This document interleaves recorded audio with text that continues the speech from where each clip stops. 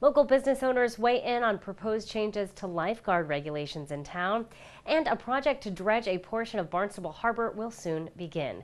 These stories and more on this episode of Barnstable Today. It's Wednesday, September 23rd, 2015. I'm Sarah Mannel.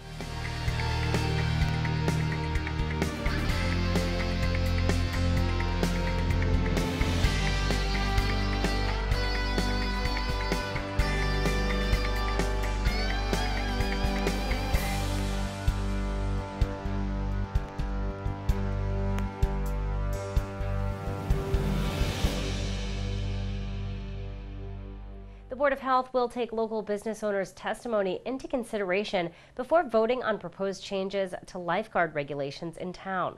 The board held a public hearing on the issue this week. Board Chair Dr. Wayne Miller talked about the process and next steps before opening up public comment. And then what I see is at the next meeting, come forward with a vote in two stages. As you'll see from the Chamber of Commerce proposal, there's really about 5 or 6 areas that could in fact be altered up, down, sideways, while keeping the not deregulation, actually the variance procedure intact. And what I envision doing is having staff input, board input on each of these areas, and then vote on each of them up, down, whatever, and then put all of those yes or no votes into a final proposal and vote on that. But let me read this. So this is from the Hyannis Chamber of Commerce, and basically right now under the variance procedure we have pool hours no later than 9 p.m. The pool may be open later if there's a lifeguard or qualified swimmer in attendance. And they would like to change this to pool hours no later than 11 p.m. The pool may be open later if there's a lifeguard or qualified swimmer in attendance. In terms of limitations to the facility, the Board of Health voted in favor of removing the lifeguard and qualified swimmer requirements for only those semi-public swimming pools associated with facilities containing 50 units or less. And the proposed change is to just get rid of that 50 units to allow this variance to be applied to facilities of any size. Peter Martino, owner of Heritage House Hotel, urged the board to take into consideration state regulations when considering these changes. The proposals you're looking at are much more restrictive than the state code. And the state code you looked at as far as bather load has nothing to do about lifeguards. There is a section in the state code that brings up lifeguards, and all that says is 1 per 25 bathers. That's it. That's the only time lifeguards are brought up. Under state code, you don't need one. There's no alcohol restrictions, there's no hours restrictions, and the only restrictions on size is bather load. So the size of the pool determines the bather load, not the hours or not alcohol or not anything else. So to mix and match where you want and where you don't want, you're kind of putting the cart before the horse.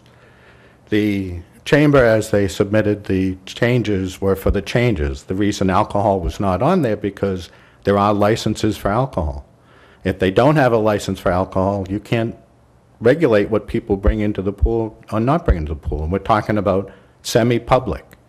You can have a 20-unit condo or apartment building with a pool. One apartment could have a party for 50 people and they could all be at the pool. You can't control that other than by regulation. So what we're trying to do is be as restrictive as possible following the guidelines as they were given to us while still being responsible pool owners and operators, okay? Some pools have liquor licenses. I have one. I have an all alcohol liquor license, an in-holder license. It covers my whole property, including the pools. I am responsible for alcohol on the property, whether it's on the pool or not, whether people bring it in or not. Their rooms are their own private domain. The public areas are mine.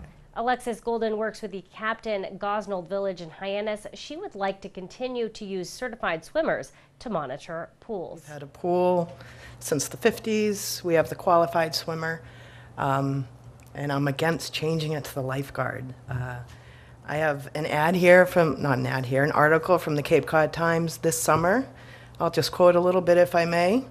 It says, "It's a shame that several Cape towns are having difficulty finding lifeguards this summer." Patricia Armstrong, Yarmouth's Recreation Director, said this is the worst year in recent memory. We need 53 lifeguards, have just under 30. Sandwich, Bourne, and Truro also are short on lifeguards this summer. Part of the problem is the towns don't pay lifeguards enough. They earn only $11 to $14 an hour, but it takes about $400 to become trained and certified. At this point, with a qualified swimmer, I can train my entire staff on CPR at the cost it takes to train one lifeguard. You can't find the help. A lot of it's college-aged children. So for the first time in history, if we're forced to have lifeguards, are we going to have the pool open on Memorial Day, on Labor Day, when everybody's back at school? I'm fine with the town regulating the bather size. We've self-policed ourselves. If, there's 15 people and one person and they're nervous, they'll call another person and just for another set of eyes. And we're more than happy to accommodate them.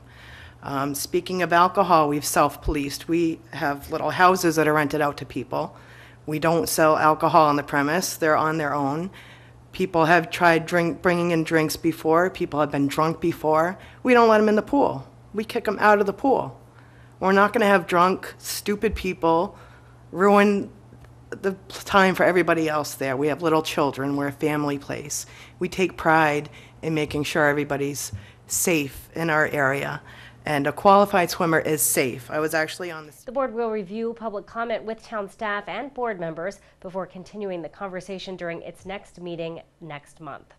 A project to dredge a portion of Barnstable Harbor and transport sand to help deal with erosion on Sandy Neck Beach moves forward. The Conservation Commission reviewed project plans during its meeting this week. Christine Player with CLE Engineering talked about the project. The town is moving forward with an emergency request from Town Council for some funding to dredge the outer portion of the entrance channel in Barnstable Harbor.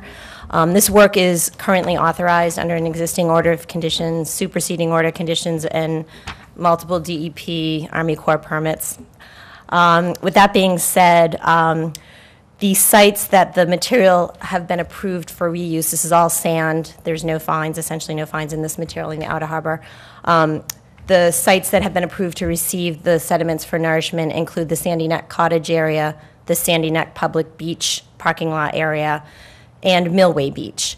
At this time, the town would like to move forward with pumping. The county dredge will move in and pump hydraulically 2,500 cubic yards of 2,500 cubic yards of a total of 8,200 cubic yards over to the cottage area. That area was nourished the last time the outer channel was dredged in 2008. However, that footprint wasn't totally filled. So the 2,500 cubic yards that will be pumped over there will bring it to full capacity. That leaves us with 5,700 cubic yards of sand that won't fit at the cottage area, and the public beach facility at the parking lot is in dire need of sand. As you all are aware, the past three seasons, emergency nourishment has been required out there. Unfortunately, the hydraulic dredging and booster pump system that the county dredge has will not get us to the north side of Sandy Neck. That's over 6 miles, so it can't be pumped there directly. So unfortunately, that leads us to the need to dewater this sand and truck it over to Sandy Neck so it can be placed in those critical areas that we've been battling for the past 3 years. So what we're bringing before you is a revised plan request to allow the county dredge to actually utilize the Blish Point parking area with a Jersey barrier containment system, also with a liner to protect the gravel and drainage system that is on site currently. The Conservation Commission approved the project unanimously. The project will begin December 1st and is expected to be complete by early next spring. The Zoning Board of Appeals will meet tonight at 7. That meeting will be held in the Town Hall hearing room. Well, be sure to tune in to our hour-long news program, Barnstable This Morning, weekdays at 7 a.m.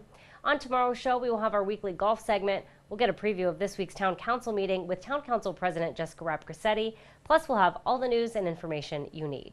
For Barnstable Today, I'm Sarah Mannel.